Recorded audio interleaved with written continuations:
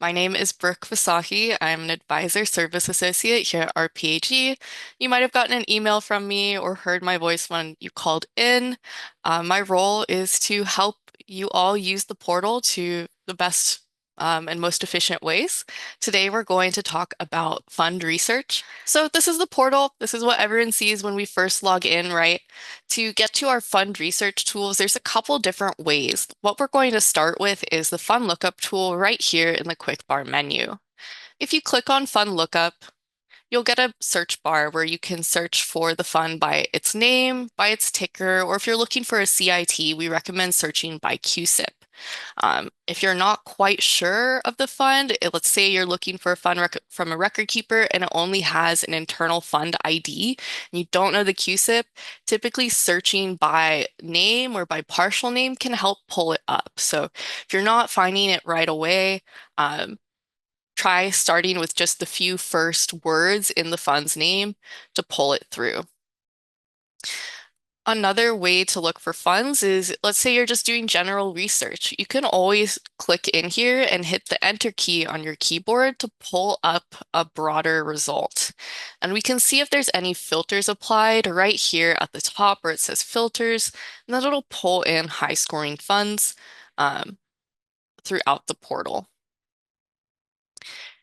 If we want to narrow down our search, right? So let's say we're looking to add funds to a lineup, but we want to do a bit more due diligence. We can use this filter icon in the search bar to add additional filters before we look for funds. So this ranges all the way from our investment source and product down to specific, if we're looking for risk-based series or target date series, we can filter for that as well. So let's try some of these out. One thing you might have noticed when we pulled in the full dropdown is we saw a lot of separate accounts. If we're not looking to look at separate accounts, we can change this investment source from open architecture all to open architecture and mutual funds. One thing to note about open architecture when you're doing fund research is that open architecture does not pull in revenue sharing. So if you're working in a plan that has revenue sharing or you want to take advantage of it, make sure you have the appropriate source and product. So you're going to want to look specifically at that record keeper and at that product in order to see the correct amount of revenue sharing. Once we have our source and product, we can continue searching by different aspects like strategy. So if we only want to look at index funds or actively managed funds, we can do that. We can also specify an asset class. Our expense ratio as well, we can narrow it down. So if we want to look at funds under a certain amount of basis points, we can do that too. Same thing for information ratio. As a reminder, information ratio is a risk-adjusted performance metric. We also know that in order for a fund to pass its information ratio, it needs to be positive. So let's say we want to adjust that so that we're only seeing positive information ratios. We can do that too. This is going to also help us guarantee part of its score, right? Because active funds do get points for information ratio. If you're looking for socially responsible funds, you can even include minimum ESG ratings if you'd like. You can filter by score too. So let's say we only want to see funds scoring in the acceptable range, and we don't want to see any funds that are on watch list. And you might be saying, well, if we're looking at funds that are 7 to 10, why would they be on watch list? It's a great question. It's relatively easy for a fund to get on the watch list and a bit difficult to get off. In order for a fund to be removed from the watch list, it needs to score a 7 or higher for 4 consecutive quarters or 5 out of the last 8. So sometimes throughout the portal and in your investment reviews, you might notice that an 8 or 9 or 10 has a flag for a watch list or even up for review. And this is because of its score history. So that means that previous performance had a dip and had been flagged in the system. And with continued outperformance, it'll eventually shed that flag and be off the watch list. But for us, let's say we don't want to see that at all. Another thing to note is if your fund is on the watch list for more than 4 quarters, it gets demoted to the under review list. But the same thing, you just need 4 quarters of a 7 or higher to get off of all lists. All right. And then revenue sharing, like we said before, this isn't going to come in with open architecture, but if we were looking under a specific record keeper and product and we wanted to narrow it down, we could with this filter. We can also look at specific share classes if we'd like. And again, if we're only looking for target date series, we can select that as well here. But now that we have the filters we want to look at, we can click search. Oh my gosh. Okay, well, give me one moment. You gotta love technology. You gotta love live demos, right?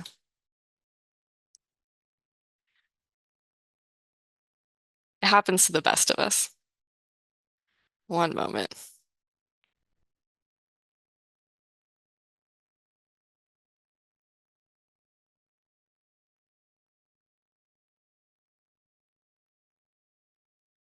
Just think of it this way. If it's this hard for us to stay logged in, your data is super secure. There's no way a hacker is going to get in this way. We do take pride in that at least. So let's give it a moment to get logged back in and we'll take a look at what that search result looks like in a moment.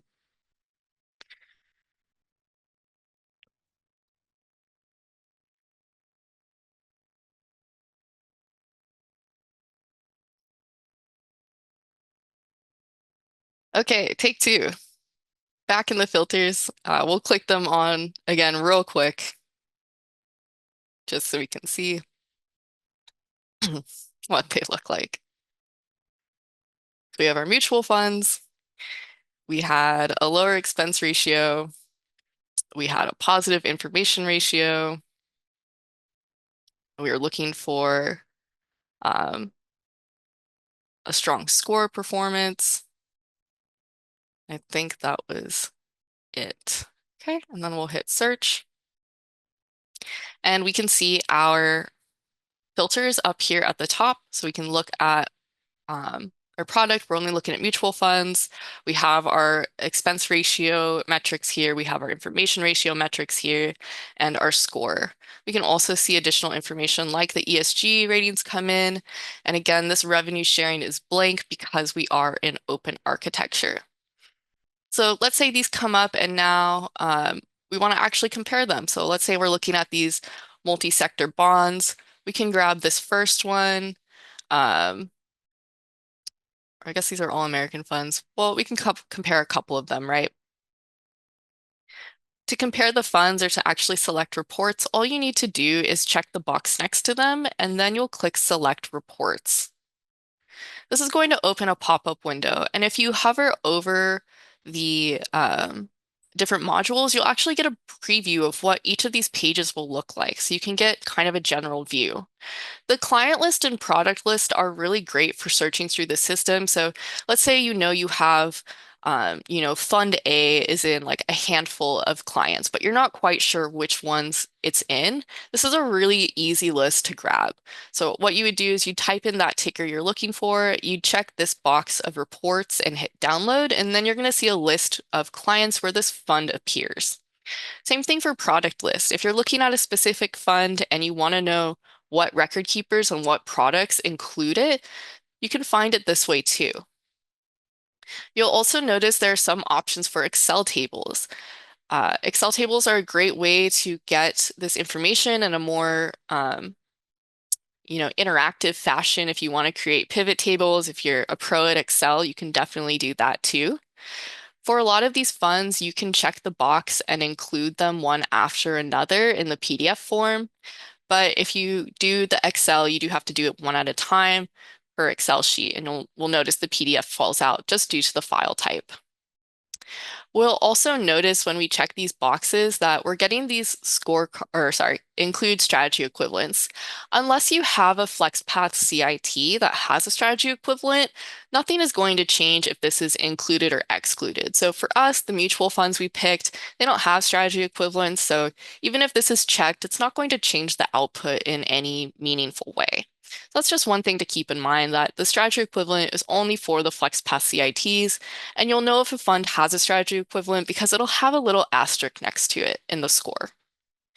When you're ready, you'll check the boxes and click download. And I pulled a fund research report for us earlier, so we didn't have to wait for it.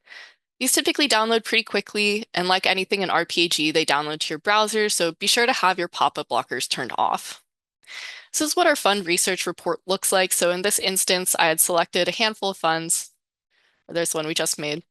Handful of funds, gotten our calendar year performance, gotten our fund fact sheets, some disclosures, our scorecard, and a returns analysis. So this is a great, as well as score history. So this is a great report to pull as like preliminary research if you want to do a bit more due diligence. I mean, we can see here, like if we were comparing these funds, I know they're all different asset classes, but if we were thinking about adding a new fund, we can see the score history of these first and last are a bit stronger than the score history of the middle one, even though it's still, been performing quite well. It's one way you can compare the funds and take into consideration what you want to add. If you want to get a bit more detailed into your fund research, you can come into the main menu under scorecard system, fund research. So the fund research tool is basically an expanded fund lookup tool. The main difference is that now you also have this advanced filter. And in the advanced filter, if we select a strategy, let's say active, we can actually sort by which points the fund is scoring. So if we're looking for a fund and we're saying we're okay with it scoring between a 7 and 10, but out of those 7 points, it has to have both qualitative points and it has to pass our style drift. We can make those adjustments. And now, even if we get a fund that's not scoring a perfect 10, if it's losing points, we know for certain it's not going to lose points in these categories. So this is a great way to check as well. And again, you have the same filters as before with the open architecture, or sorry, the source and product. You have asset classes, share classes, the expense information, score, revenue sharing, etc., ESG ratings. And same as before, once you're ready and you have all these filters, we can hit search and the results will populate below. And like before, we can check the box next to funds we want to compare, continue scrolling down, and then choose our reports. So unlike the fund lookup tool, we don't get nice little previews, but we can still pull these reports by checking the box and hitting generate. Okay. The next part I want to talk about is special funds. So there's a couple ways to add special funds, and you might be asking, when would I want to add a special fund? Well, let's say you're adding a lineup for a client and you have a loan fund that comes in or a special stable value that doesn't quite match up to the name in any of the ones in the system, but you still want to have it in there. Or you have like a fund window for your participant. You can add in a special fund by clicking Add Special Fund here. You can also find this button in the Fund Lookup tool.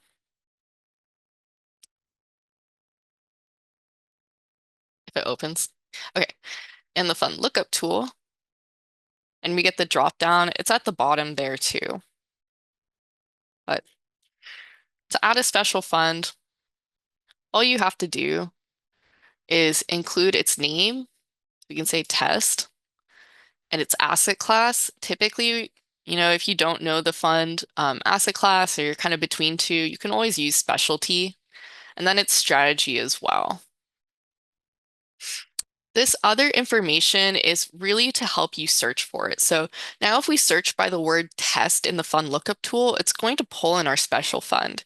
We can add a ticker in there if we want. The only thing is I would be a little cautious with this is you don't want to add the same name and same ticker for a fund that already exists because your special fund is not going to pull in a score and it's not going to pull in returns data unless you put this in, right? This is a user created fund. So while you can add data to it, it's typically best to keep it a little separate so you don't confuse them with real funds. But when you're ready, after you create it, you can always click Save.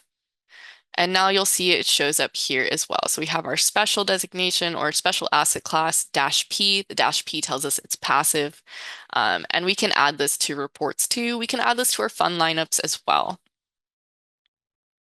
All right. Another great option we have for adding to fund research is by creating a fund menu. So let's say we have a list of funds we want to look at, we want to run some reports for, but we don't actually want to add them to a plan yet. We can create a My Fund menu. And to do that, we'll come into the main menu, under scorecard system and go to My Fund menu. Really easy to make this list. All you have to do is click on the plus button next to it. This will open a pop-up window. We'll give the menu a name. So I know really creative, we're going to write test again instead of our advisors' names. Okay. And then we can start typing in tickers. We still have that filter icon available to us if we don't actually know the tickers or we're just looking for a more general list. That's still an option. There's also this upload Excel option. So the upload Excel, if we click it, it'll give us this additional pop-up window where we can download a template. It's a one-column template that just has the tickers or QSIPs, and you fill that out, save it, drop it in here, and it imports that whole list. So this is definitely a very fast way to do that. This is also great too, like let's say your record keeper tells you, hey, you're only ever going to be able to use these 20 funds. You can build that list in this My Fund menu, and you can call the My Fund menu when you go to run your investment reviews as your mapping strategy. And that way, you have these pre-approved funds, and that's where the considerations are pulling in from. So this is another great tool to have. Once you add in the funds, same as before, so if we just hit enter, you can see a drop down, select some. We'll scroll down and click on this plus button to add to.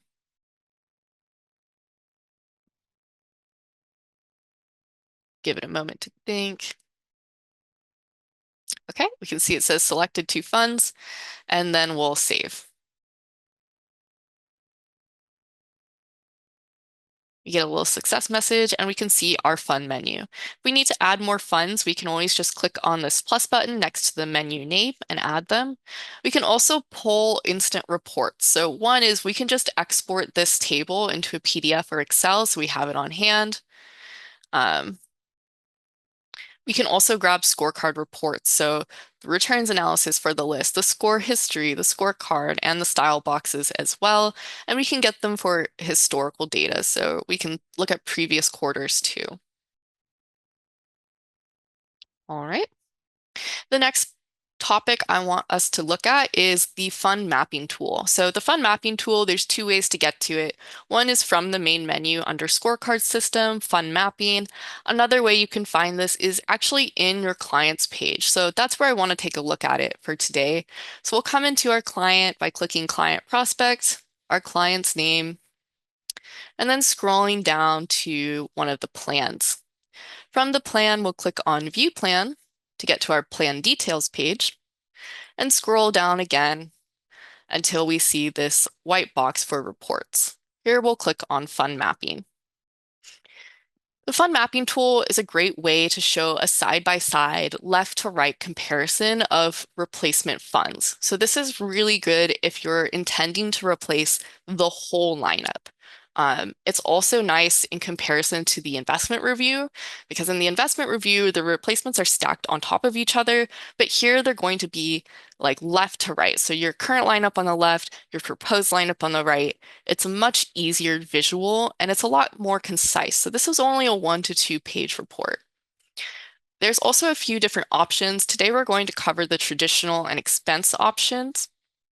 So to start, we'll just name it test again and hit start. And it'll open up underneath us. First, we'll see that our source is locked in. That's because we started it from this plan details page. If we had started it from the main menu, we'd be able to select the source from the get-go. That's really the main difference. And now we have the option to add a target. So the target is going to default to the investment source and product that's being used in the plan investment lineup. You can also add additional targets. So if you want to show like 3 side by side, so like proposed lineup A and proposed lineup B, you can definitely do that by adding an additional target. I will say if you do add multiple targets, I would limit how much data you include on the export because it can get a bit crowded.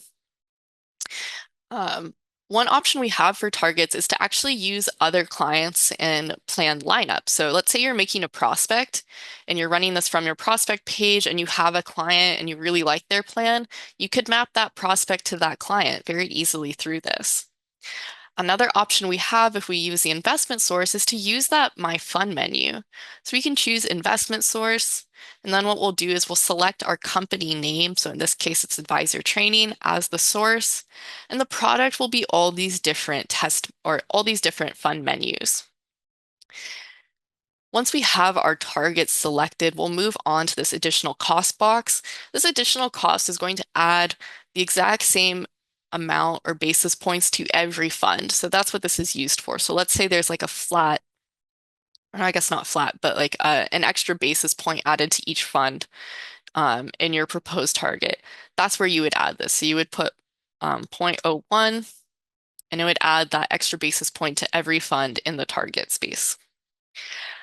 Another part to note is this asset allocation series mapping. And this seems a bit like a small detail, but it's actually quite important. One is because it locks once we create it. So if we do need to change this later on, we have to start a new report. So definitely a good one to keep in mind here. The asset allocation series mapping is going to alter how your target date series and your risk-based series are presented. So specifically for target date series, if you're looking to map a whole target date fund to a whole target date fund, you can use whole series. If you want to see vintage year to vintage year, I'd recommend using individual funds. The main difference here is that individual funds are going to require you to add in those vintages a bit more manually. It's not that difficult, but that is just something to keep in mind. The whole series is useful, especially if you're going from like a target date series that doesn't have the same number of vintages into the next one, because it's going to look at a group to group.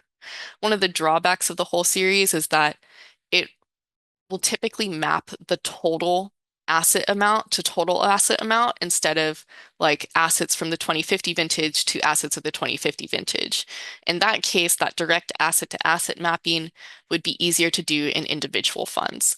And this is in part because when the system sees the group series, it sees it as a group and can't read kind of between the lines like we can. So that's where the disconnect is happening if you're curious. But once we have this selected, we can go ahead and hit create, and the table will load underneath.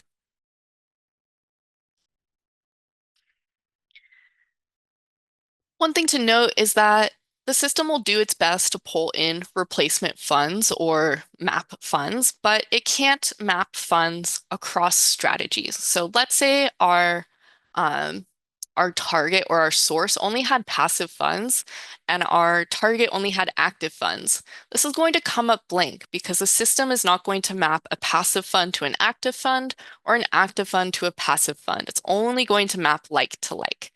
So that's just one thing to keep in mind. Another thing to keep in mind is it's going to look in the specific asset class. So in our My Fund menu, there wasn't really a global equity option, or if there was, it wasn't anything better than this. There's a really easy way to add in our own funds, though, is just clicking on this plus button. We see that search bar. If we hit enter, it's going to look specifically under our source and product. And we can see that there's not a global equity fund in this menu. All we have to do is click on the X to remove the filter, and now we can choose a different fund. In this case, there is an international equity that we can use instead and add it in. So again, the reason the system didn't suggest this was because it was in a different asset class, but it's really easy to put it in ourselves. Same thing up here, we have this fidelity balanced, moderate, aggressive. I don't think there was anything in our lineup that looked like that, but again, just hitting enter, clearing that filter, we can see the rest of our My Fund menu and pick something else to go in there. Okay. And now we see our target date fund. So to add in the new target date, because it's going to look at the whole target date, we see it's not going to map individual vintages. We'll click on this plus button and again hit enter. And one of the things you might note is that it's looking for moderate conservative. So one reason that the other target date might not pull in is because it doesn't quite fit this filter. Again, just clear it and then select the main target date series, so that outer number to get all of them, and then just the plus button to add it. Now, if we look at the target date series, we see that our total assets are correct, but we'll notice that the vintages don't quite match up and the assets are evenly divided. Let's say we really want to see it one to one. We've already hit whole series and we don't want to start a new report. There's still something we can do. What we're going to do is change this middle column from action to split. And now it's going to let us change this. And we can copy paste values in across from it. One thing to keep in mind is that these are not in the exact same order. There might also be funds that are different vintages, right? So we see this great gray one has a 2010 vintage in it. The JP Morgan does not. So in that case, it's going to require some um, extra mapping if you're going to keep this as zero, if you're going to map like the retirement income fund into it. So will require a little bit more legwork on the advisor's part. But once you have it entered and all filled out, you'll be set. Okay. To actually export this, once our lineup is set through, we'll come over here and click either the Excel sheet or PDF icon. So again, you have the option to export to Excel. If we wanted to choose the PDF, we can choose different export options. We can also grab a returns analysis. You'll notice that it's one or the other. And again, we have these strategy equivalents. Strategy equivalents will only come in if it's a FlexPath exclusive CIT and it has that asterisk next to it. We can see in our lineup that the Great Gray target date fund does have strategy equivalents because they have that asterisk, so they would pull in here. But let's look at a standard output. Let's say we want to see score. We want to see expense. We want to see our assets, weighted expense totals as well. We can select all of these and then hit export, and it'll download to our browser. And I do have it already pulled up for us here. This is what that output looks like. So we have that left to right comparison. We have our plan on the left. We have our mapping on the right. And down here, we have that weighted expense total. So it's a really nice way to see side by side how the fees break down. Okay. And again, you can add additional columns if you'd like on those export options. And you can add additional targets too. But like I said, when you start adding more targets, I'd recommend cutting back on the export options just to keep things a bit neater, um, like visually. Okay. The other fund mapping we can run is the expense comparison. So let's run that next. We'll write our our report name, choose the mapping type and hit start. And it'll open up underneath. So some things to note about the expense comparison is again, we have the option to add another target or another source. This is going to compare once again to that original source and product from our client. We can still choose a different client and we can still choose our My Fund menu by picking our company name. Um, there's also that additional cost option, but you'll notice there's no target date grouping option here. We'll click create and it'll fill in underneath.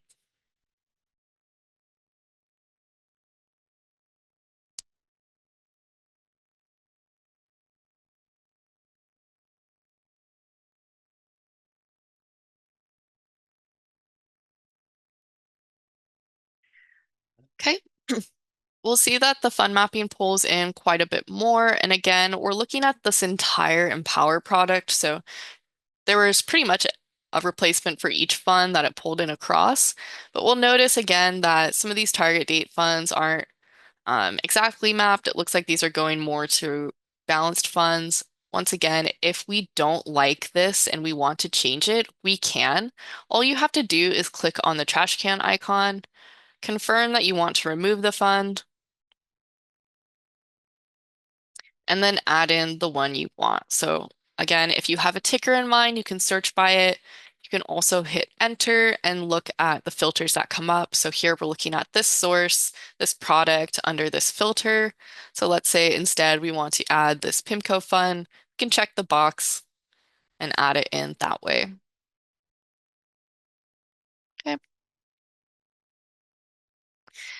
One other thing to note about the expense fund is that we really need a one-to-one option. So we can't have more funds on the right than we do on the left. It's going to give you a blank output. So if you ever notice that, it's because you have more funds on the right than the left. But let's say you really do want to add an extra fund to this lineup and you want to see the weighted expense comparison in this specific report.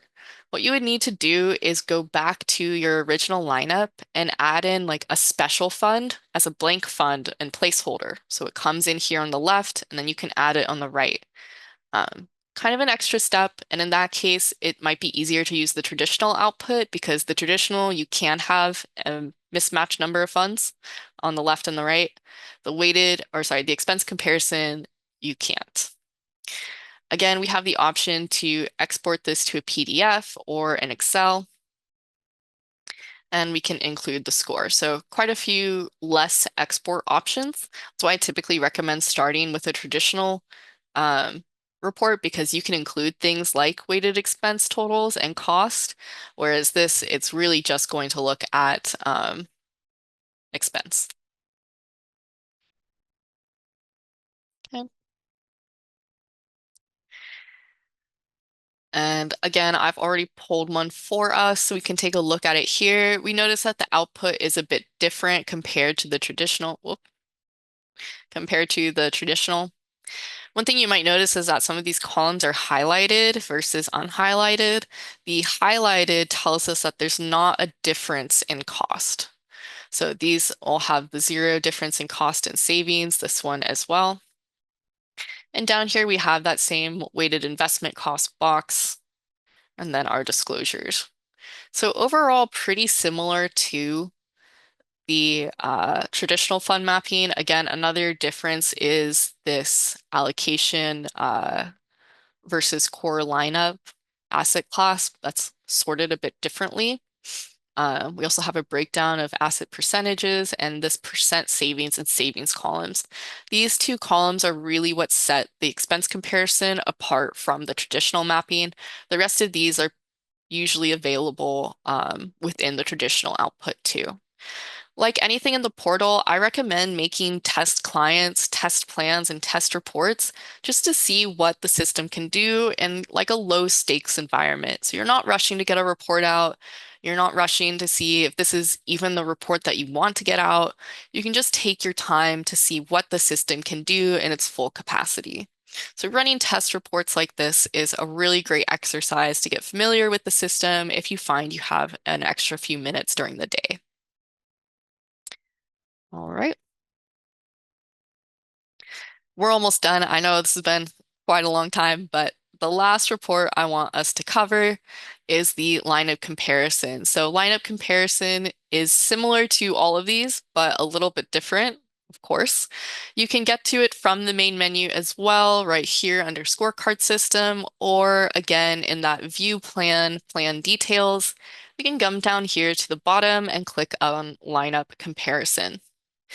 The main difference between the lineup comparison and the fund mapping tools are that the lineup comparison has a much sleeker output. And what I mean by this is it just doesn't have quite as much data associated with it because its goal is a bit different. In the fund mapping, we're really looking for a one-to-one replacement. We want to remove this fund. This is the new lineup we're going for. The lineup comparison is used more as a tool to identify gaps in your portfolio's diversity. So this is a really easy way to see what asset classes your portfolio has compared to another lineup, be it a fund menu or another plan. So let's take a look at what I mean by that. We'll give it a name and hit start, and it'll open up underneath. So like before, our source is locked in. This is just because we're doing it from the client page. If we did it from the main menu, we'd be able to choose the client prospect or even our My Fund menu as a source. In the target, it's defaulting us to a My Fund menu. If you don't have it or you're looking to compare it to another client prospect, you can as well. So here I want to type in this client and this plan. And again, you can add additional targets and prospects if you want. and remove them too. Whoops. Um,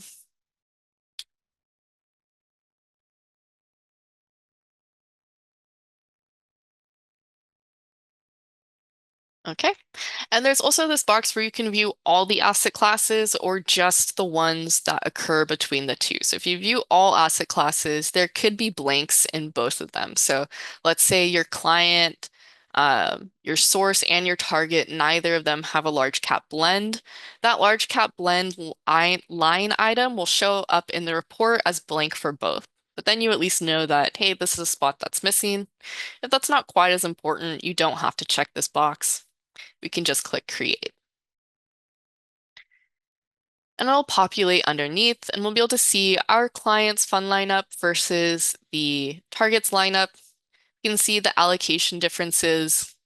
We can see this has that they both have large cap values. However, our lineup is missing a large cap growth and a mid cap value, whereas the target does. It's a really easy way to compare where there are gaps in coverage. Again, if we were to view all asset classes, it would look a bit longer. So it would look a bit more like this, where we can see neither of them have these small value or SMID values, SMID blend as well. So you would see these blank spots in both, along with all of these bonds and fixed incomes and special funds or specialty asset classes. So in this case, sometimes it's not as helpful to see all missing asset classes as it is just the ones compared to the two.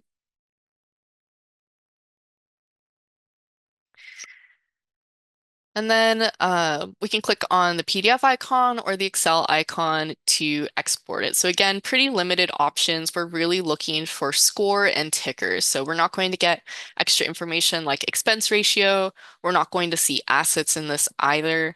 We're not going to get any weighted totals. It's really just a side by side looking at how the asset classes compare. And again, unless you have a FlexPath fund that has a strategy equivalent, it doesn't matter if you have the strategy equivalent box checked or not. Let's see. We'll take a look at this one. This is what it'll look like. It's a pretty sleek report. We have our source on the left, our target on the right.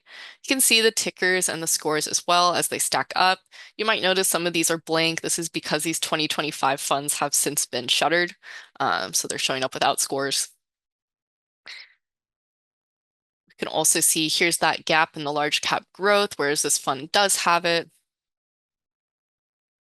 And through here as well. So again, a shorter report, only 1 to 2 pages, just like the traditional, but we have a lot less data here. And sometimes that can be helpful, especially if this is maybe an initial research or initial look into replacing the lineup. Maybe you don't want to overwhelm your plan sponsor with all this information. You just want to show them here's some first options. And then later on, you can do the traditional mapping or the expense comparison that dives into a bit more detail with them. Okay. Another thing to note is when you create these reports from your plan details page versus the main menu is that other people that can see your client can see those reports. Whereas if you create it from the main menu, you won't be able to see each other's reports. So if you want this to be something that's easily shared with your coworkers, I'd recommend using the report option on the plan details page versus the main menu. So that's just one thing to consider. Okay, well, that about brings us to it. Thank you again for your time.